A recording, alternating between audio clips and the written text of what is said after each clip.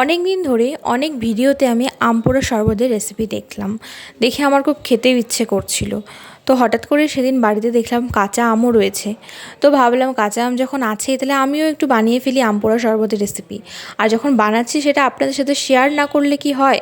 এখানে আমটাকে ভালো করে পুড়িয়ে খোসাটা ছাড়িয়ে ভিতরে শাঁসটা নিয়ে নিয়েছি, আর দিয়ে দিয়েছি চিনি আর দুটো কাঁচা লঙ্কা দিয়ে ভালো করে পেস্ট করে নিলাম।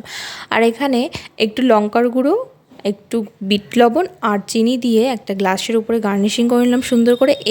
এবারে মেন জিনিসটা বানাচ্ছি। প্রথমে একটা বরফ দিয়ে দিলাম, তারপরে আমের যে পেস্টটা সেটা দিলাম, তারপরে জলজিরা, বিট লবণ, একটু ভাজা জিরের গুঁড়ো সব কিছু একসঙ্গে ভালো করে গুলিয়ে নেব সুন্দর করে।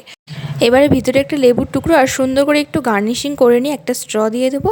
ব্যাস, এবার বসে বসে আরাম করে আম পোড়ার শরবতটাকে উপভোগ করব। আপনারা আর কেন দেরি করছেন, তাড়াতাড়ি এটা একবার বানিয়ে ট্রাই করে দেখুন কতটা টেস্টি হয়।